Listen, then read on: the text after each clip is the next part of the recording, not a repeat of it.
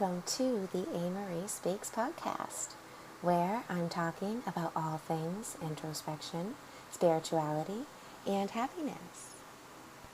Today's episode is dedicated to the general spiritual disclaimer. This is a blanketed statement, which is a hope to set a common ground for everyone involved to clarify and set an initial tone for this space. As in my podcast, my writings, my general approach, where I choose to come from, but also the space and community that I'm hoping to create around amariespeaks.com and around myself. This is also something that I hope will eventually be translating and reflecting throughout the collective of humanity. Big hopes, I know, right? But I do think we will get there. I really do. One person at a time, right?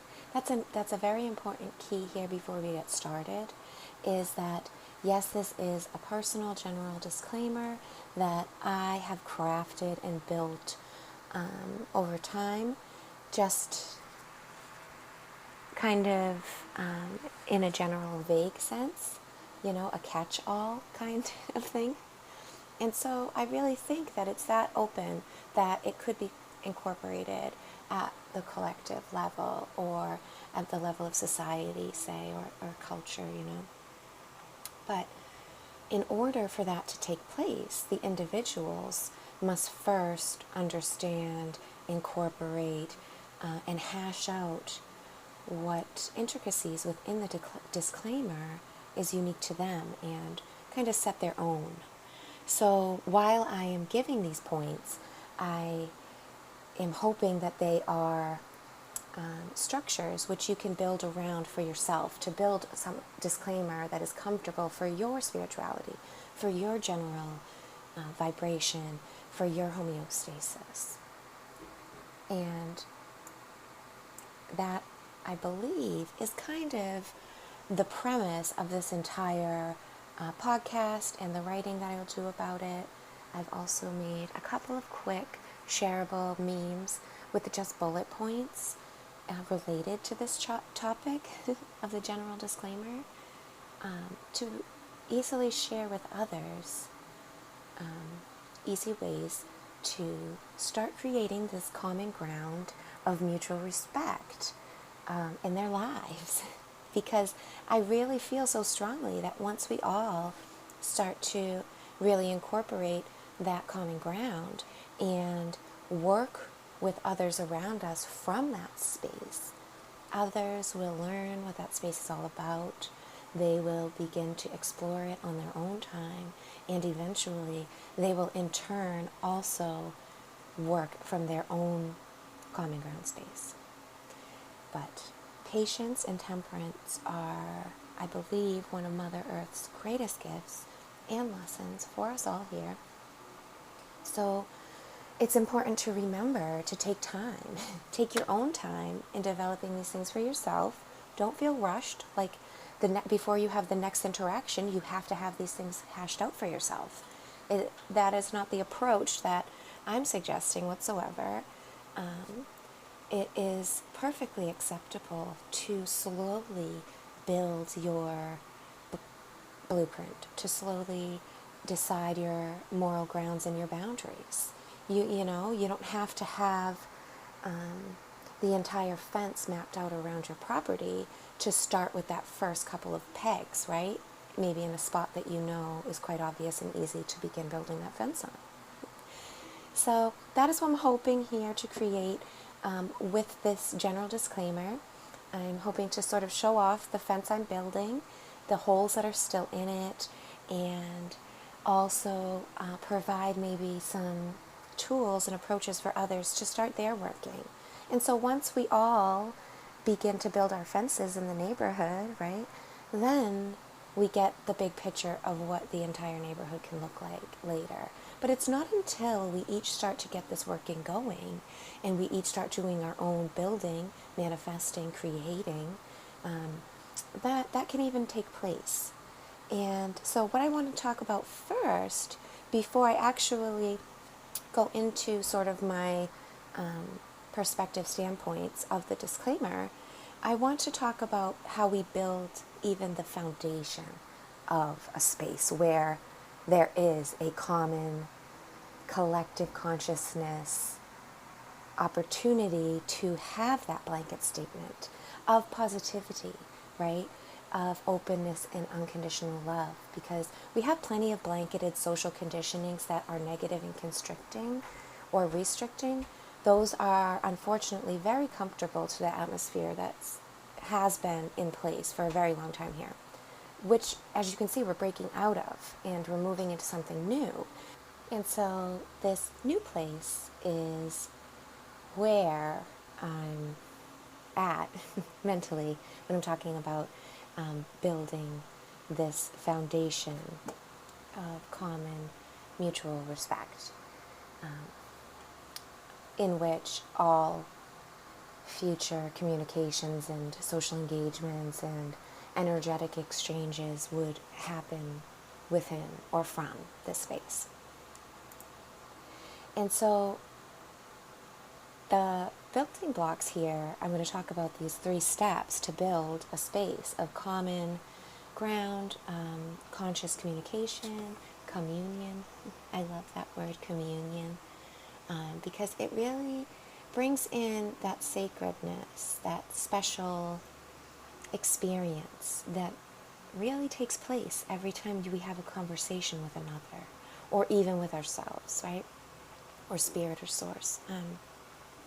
And so these 3 steps are really contingent on each other. And it's sort of a prerequisite that you have one before you can build the next. So number 1 is you must be, or we must be, on a same common ground of sovereignty and mutual respect.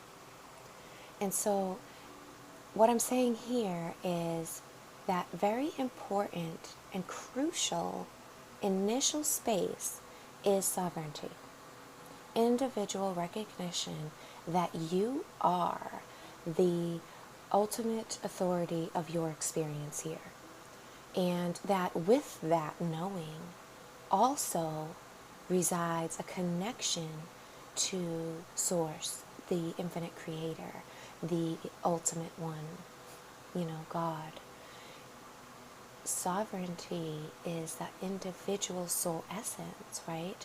The right to be you, that aspect, that fractal of the creator, that creation that you are, right? By being birthed here, just like all other souls, you have undertaken this journey. And with that comes a ground of mutual respect. It should come, right? But again, it's been distorted and inverted and manipulated for self-service purposes. We must remember that. And so, but it doesn't take away from the gusto or that strong flavoring that comes with sovereignty. You cannot deny each person's soul, unless you choose to deny that you have one as well. And that's a whole nother space, which I really do not feel the majority collective transitioning into that soulless space. I hope that I'm correct in that feeling. I'm not going to make any complete claims. I don't have that type of foresight, but as a general space of understanding to my truth current in connection to Source, right? I have this feeling or notion that the collective will begin to recognize sovereignty and to say yes to the soul and purpose and connection. It feels wonderful. It feels so much better than the apathetic experience, the dullness that comes with choosing an atheistic type of scientist approach to life, in my opinion, again. But, so, when and if we are able to recognize individual sovereignty and come to a space where majority of us have done that inner searching and had that communion with our higher selves, with our heart, our souls, whatever you choose to resonate with, that helps you to claim your sovereignty. Once more and more people begin to flip that sovereign card and say no to servitude and say yes to sovereignty and start wanting to serve others in a positive way, then we have that first step one. And once step one has been comfortably maintained and initiated, then the collective can start working at step two. Step two is the common ground where it is well known and accepted that I respect your thoughts, ideas, emotions, and vibration, your beliefs, and as well as, right, you respect mine. Now, there is this happening, and as I've said, like this, the transition is not straight across the board. There is no ultimate threshold that the collective crosses. And so a lot of people are waiting to see on the stage the changes, but that is very delayed. The world stage plays an old video. It doesn't play the present moment. It cannot. The present moment can't be captured because it is beingness. It is alive. It is fleeting. It is the creator in motion, right? It is God in motion. And you cannot tie God down. You cannot capture that. He is not a tame lion. If you ever read the Chronicles of Narnia, which I happen to be reading with my younger son right now, and the metaphor of God being like a wild lion is just such a beautiful thing to me. I think I'll do an entire podcast on that series just because I love those books. Anyways, not to get sidetracked. So when we get to the step two, this common place where not only has every or a majority of individuals now flipped their sovereignty card, so to speak, and they are consenting to their own individual sovereignty, then we get into this common ground of respecting others and working with hearing their sovereign point of view, working with their beliefs and their perspectives, learning common respect to hear out and listen with real ears, to seek solutions that serve the collective, to serve that other self while you're listening to them speak, not for a self-serving purpose so you can have your next comment, so you can be heard, so they can choose your opinion, right? So you can convince them. No, it's you're listening to hear where they are literally coming from so that you can actually step into their shoes and work to find a solution that benefits them as well as you. As well as you, too. This is why this is an entire working ground to get to. It's a layer to build on top of, and you can't start to stake down things in the future of what it will exactly look like because it is a creation and it takes a working between others, input and problem solving and trials and errors, to get a creation working, right? Or to get a masterpiece completed. And so step two is sort of like that fluid working that comes with creating a masterpiece, learning, what colors go well together, learning blending, learning lighting and shading, and creating a harmonic flow of information between all parties and all different levels of beingness. Because although yes, we are all coming into this ascension path and we are all rising, we are looking to get forward and move forward, there is no end stake. And so 5D isn't like the finish line, or New Earth, or the end of your life. There is no finish line. It's eternal. And so stepping into this more open space of understanding that in the working and in the problem solving, the mediation, the seeking of solutions, it's never actually looking for an ending or a point to be done, completed, and over with. It's just onto the next problem or onto the next creation, or however you're choosing to look at life, right? Because things are either problems or hurdles. It's either like a mountain that you can climb over, or it's a fence that you have no chance of climbing. But it's all perspective, right? And space 2 is also about realizing that with others. And instead of trying to force that person, no, your fence is a mountain, climb it.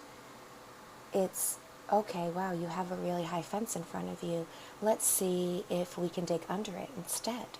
Or let's see if there's a gate, right? Or let's get a screwdriver and undo every one of these lances in the fence, So space 2 is really about finding individual solutions that work for everyone, so that can be reflected into the collective, right? So we'll flip our card from servitude to sovereignty in space 1, and then in space 2, we flip our card from self-serving solutions and systems to systems and solutions which seek to serve others first. And then, after we have had time to marinate in that space and create great working and mature in that space, then we come to the third building block, which is working together to build and maintain, understand, and incorporate, really, start to stake down and create a strong structuring around that space. It's difficult to plan here what step 3 will ever look like, and if we'll get there. I do really think we will get there. Some of us are there already, and just sending down threads as sort of ropes for people to climb at or to hold on to steady themselves and know, okay, eventually I'm going upwards in this direction. When I have a good handle on this crazy rope here that I think I've got, I can climb at some point. And when we all are climbing and we all are getting there, then we really can see what this third foundational building block will look like.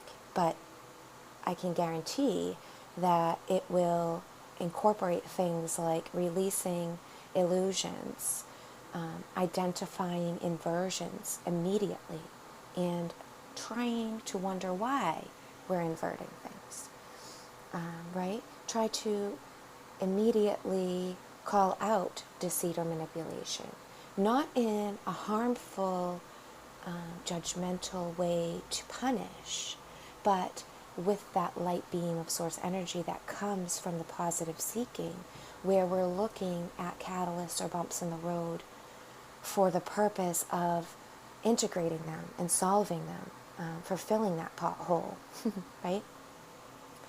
And that's what space 3 is all kind of about. That maintenance that comes in a space of working, the constant practice and mastery that only can happen once you're in that working space. I think an important architecture to this will be when the collective is able to release this illusion that's been created around us, that experts are the only ones who are allowed to make decisions for others. And this is a very complicated sly and clever inversion or distortion that they have umbrellaed over us. And it's going to take a lot of shadow work and a lot of depth and digging for people to come to that knowing space inside of themselves, because so many for so long have been indoctrinated in the authority figure, in the professor, the doctor, the scientist, the PhDs, these signatures, these little check marks, right? You're authorized. Others have given you power in the social structure. It's such a strange tilt that they've taken this consent of the people thing that they turned government into, and now they're taking it onto the social structure of people in emotional relationships and in educational relationships, and putting up little soapboxes and towers and placing others above people even in that spectrum. So now not only can you not get out of the controlled spectrum in the work world or in their government structures, now they're coming into the imagination space as well. And I think that's a very good sign that they're losing control. They're grasping at all things or holding too many reins at once, and things will definitely fall apart at some point. But who's to say when that will literally happen, right? But in the future, when we can get to this space of understanding sovereignty for each person, then, this is why I'm saying these things are foundations that we build upon and build up from. Because once you're at that first foundation and you've been working inside your own personal sovereignty, identifying, doing your own shadow work, seeing, when you are trying to control others or when others are trying to control you, and working to balance those types of energies instead of clashing head on with them, seeking integration to move through them, right? All these things are practice. So we practice in the individual level, and we learn through ourselves with our own individual work, and then we could take it to the collective level through the second and third steps. And by the time we've done that working, we've worked through to get to this third step, we can really be ready to cast off these titles of experts, doctors, PhDs. The collective and the majority will have that understanding that each one of us is our own expert. Each one of us is our ultimate authority in the end, at the end of the day or the end of a lifetime. And it will really shift entire social structures. It will really shift the perception we have on certain things like the judicial systems, the hospitals, prison systems, DYS orphanages, the child and family services. All of these structures will have to be turned inside out, or completely abandoned and find new systems, because it's very clear once you have this working knowledge of sovereignty and these choice points that we happen to be in third and fourth density with service orientation and choosing service to others versus service to self, it becomes very clear once you're educated in that field, like the systems today serve the self, they serve the system. They are not there to serve the other. They are not there to serve the human being. And so, yes, they will definitely be abandoned, and completely new things will have to be put in place. Now, the final thing I wanted to touch on, since I've kind of set the ground level with these 3 steps to getting to this common ground, this common working space of where some of us are at, but like I said before, it's a trickling in slowly, and we're waiting for that majority to kind of turn the scale. And until that happens, it's important that we set our own personal disclaimers, right? That we really turn our card first and stand there as a sovereign being with this, claim, and stand by these morals or code, maybe, of interaction and of intention. Energetic interaction mostly is what I'm speaking of, especially. Yes, of course, the words we speak are very important, and the actions that we take and all of that are as important. But that energetic intention, that first and foremost, really sets a spectrum of what possibilities are going to enter into your space.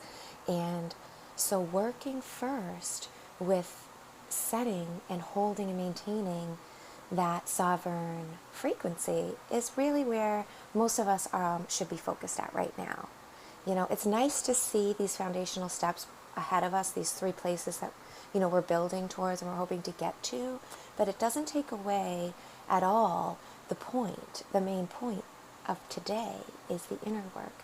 The step 1 is where we are at collectively. And so really we must all kind of keep our center around step 1 and keep doing the work involved in step 1 and showing that and guiding others by our actions, thoughts, words, that work that's being done always, right? Because others who are awake and who have been awake for a while, sometimes, we get up and we see these steps and we float around up in step 3, kind of just in our own place, building, trying, attempting to build up there in step 3.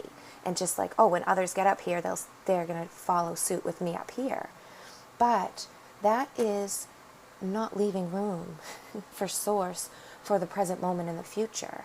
And so you're leaking control mechanisms into the structuring of the future and, creating this karmatic cycle, looping the future into yet another Luciferian restrictive system of control, right? So it's very difficult because those of us who see farther into the future or who see these things approaching, we can get very caught up in wanting to be there already and dragging others along. But that's something that a lesson we need to learn in patience and in guiding others. It's about leaving the ropes to hang and letting others find the way, You can't scream from up there and tell everybody it's time to climb the rope. You can. I'm sure we've all had gym teachers like that, We've all had teachers in general who do that, but that's not where real learning takes place. That's not a space of level 1. And so when you're up there trying to plan out level 3, you're not even respecting level 1 anymore. This is how murky things get. This is why shifts, growth, it takes so long, because the stragglers and the outliers, whether they're the ones taking long or they're the ones way ahead, they cause these loops, these karmatic, energetic loops of stagnation or of rushing that really hold back the collective. And so that's why I think it's most important to build a light understanding of the future, but to leave it in the ether, in the imagination space, the void, the meta womb, whatever you choose to call it, to leave it out there for later. And just to know that later, when that present moment comes, divine timing and source will present you with exactly what is needed at that time. So that's another, very safe, comfortable place of faith and trust that comes with step 1, a very good integration of step 1 in sovereignty. You begin to relax into faith and trust of knowing of the unknown. And so that's another important reason why no matter how far ahead you're seeing, you're getting, your downloads are coming, insights come in, or you travel off to, always balance and bring it back. Come back to this level 1 space of sovereignty. Reclaim consent. Check in on infringements. See what you're allowing. See, do that work and bring it back, because none of us are ever too far gone to need integration. When you are, or you believe you are, you have a serious liar loop going on. You've got a real hole in space 1 somewhere. Your shadow is getting very dark in a certain area, right? It's collecting in a certain area. And so it's time to pull your beacon out or your flashlight your lighthouse and really in your own shadow see why you feel like you don't need any more work, because you're hiding something in there, right? And so, in honor of my space one and my place of sovereignty, before I end here, I wanted to just go over a couple of points where I stand from, and a couple of general stakes that I do have placed in my being and that I do try to come back to constantly and refine within myself to find new understandings within, and to also hash out and say, maybe do I need to release this one right now, or has this served its purpose and I no longer need to have this certain moral guideline. So for now, in my general space, the things that I try to claim are that I'm not forcing or trying to force any idea or thought or feeling on another. I do not restrict or conceal any information from others or myself, and especially but from yourself, because like I've said it numerous times, you have to get practice on yourself. You have to do that shadow work of shining the light on all the things you're concealing from within yourself first, to get that training wheel working, to be able to actually ride the bike without the training wheels, right? To be able to go off to others and help them with their shadow work, or to see the shadow in the external world at play and identify it. You really need to work with your own shadows first. It's convenient, it's right there. Whenever you have time, they're there for you. Whenever you have that motivation, the strength, and the guidance, that the shadows are in there for you to turn inwards. It's never not the right time to do it. It's not like the gym or exercise when you can be like, oh, I don't feel like going to the gym, or the gym is closed today, or this equipment's broken, or my treadmill, or I need to buy a yoga mat. Your shadows are always in there, and some of them are always waiting for you. There are some that are really dug deep down in there, and they're hiding for real specific reasons. And working in this sovereign space, you get to understand yours and see, okay, I can leave these very deeply dug in ones and do the ones that are more obvious and are easier, the ones that are saying, hey, I'm right here, because those are the ones that are ready to give you practice. Those are the little ones that you learn on before you take on those more deeply dug in, maybe traumas, really hard feelings. And so another general claim that I make is that I trust my own intuition and guidance above all. And I assume others do this as well. Not that others trust my intuition and my guidance above all, no. But they trust their own intuition, their own guidance. They trust source and their connection above all. Now, this is, again, a huge crucial point of sovereignty. And it's a lifelong process. But taking small steps and trusting your intuition and guidance and listening to them, and creating that space of communion with your intuition is always that first step, and always bring it back to that first step, because there's always refinement that can be done again. Another claim is I seek out truth for what it is. I work to accept and integrate all truths. I do not cling to beliefs, ideologies, or preconceived notions of any kind. I do my best not to. As soon as I realize I have a white knuckle grip on something, I'm asking myself, why? Why am I holding on to this idea so tightly? And sometimes things come in where it confirms your grip, and other times you loosen it, Another claim that I like to stand by is always previously learned information is up for logical debate and reconfiguration if and when needed. If I'm presented with new information that is congruent or converse to things that I already have working knowledge of, I try my best to never jump to a conclusion, to immediately rebuttal or refuse. Because when I do that, that's a red flag. That's a big question to go back and say, hey, wait a minute, self, why are you doing that? What are you so scared of if that is wrong? What's so behind there that you can't possibly imagine if that's the truth? Coming into a space of shadow work and understanding how the imagination and fear works is a big part of the meditation practice and about growing sovereignty within yourself, because you have to step outside of the fear and be able to support your own self and know that Source and Mother Earth and your spirit, your guides, ancestors, they're always there in a loving space of support for you. You're never alone. And so having fear of what might happen ifs, those are the best things to go examine and say, yeah, what if? What if I'm homeless? What if my house burns down? What if my husband leaves me? What if my child dies? What if my mother disowns me? You know?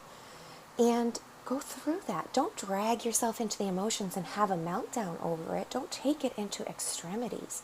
View it as your higher self would view it. And allow it to live on a spectrum where you can explore those harder things and say, yeah, I would have to put on my big girl pants and do this and that. I would have to really have a conversation with my mother finally. Or I would have to give up this idea that when we die, that's the end. Because, now I'll never see my child again. You know, or my grandmother, or my pet, or whoever, whatever loved one that passed is, that becomes a big thing. We'll never see them again. I can never hear from them again. But when you come into a working space of connection with Source and Spirit, the things you need filter into you, and your faith evolves, and you start to feel a real deep connection to Spirit and Source. And so that knowing really replaces any kind of exterior information that can come in. It really can't disrupt that internal chord once you get a hold of it. And so that also leads me into this other common claim that I like to stand by, which is releasing expectations for conclusions and allowing flow and movement and change. You know, having that space of knowing and trust in all that comes to you is for your highest good, because you're connected to Source. That's what you're here for, is a soul evolution. You can really start to release these expectations. It's difficult, and it's still difficult even when you continually practice it, but it becomes rewarding. It feels wonderful, and it does become a real great support system that you can return to when things are getting built up and go, oh, I've got all these conclusions and expectations. You know, I'm digging all these little stakes in the sand here. Why am I doing that? Let me go look at them and pull a couple of these out and ask myself why I'm doing this. And the last topics that I'd like to claim here is that having faith in the unknown, the power which is greater than the self, in that I know that I can never know it all, and that I will never trick myself into believing or thinking that I can know it all, or that someone else outside of me happens to know it all. This is, again, what I was kind of talking about being in space 3 and having this working knowledge and abandoning the need for experts or degrees or proof of knowledge, because that really breeds this space of superiority, and that's completely opposite of where Source and God comes from, right? It's not a superior standpoint. That's a huge reason why sovereignty gets distorted and inverted into servitude, right? So these things are claims that I try to work with for the time being, and respect and work through my issues with others from this kind of space too, you know. I try not to expect things of others. And I try to acknowledge that all others are sovereign entities, which both have dark and light inside of them. They are doing their own personal integration alchemy work. That's what they're here for, right? The Creator works through me just as the Creator works through all others, right? That I can be here to serve the collective, because all that comes to me and comes into my world is for my most highest good, because I am a reflection of the collective. I am a microcosm of the service to others, right? Because service to self is, again, it's a distortion and inversion of the one truth, which is that service to others truth. And so, yeah, that's pretty much what I wanted to just give as my general disclaimer. I feel like I've touched on all the topics that I would like any listeners or any new acquaintances or friends to even have an idea of working space around where I operate.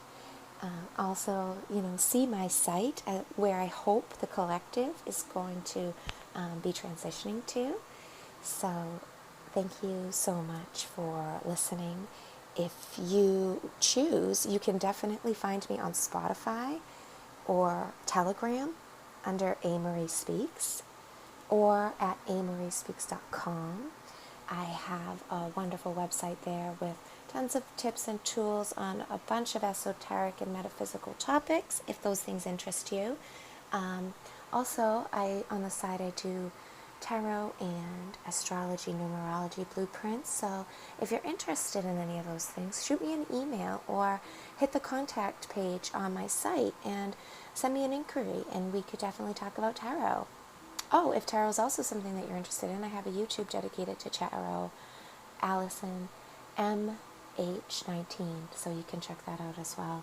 I have a couple videos up over there, some intro to spiritual divination, because I have a different take on tarot than some others. So if that interests you, be sure to check that out. Thank you again so much for listening to my general disclaimer. I hope you will explore a working practice in your own. If you have things that you generally like to disclaim others at, as blanket statements, I would love to hear them. Add them in the replies. Send me an email or a message on Telegram. Yes, I hope you have a wonderful, beautiful day or afternoon or evening, and I will see you all soon.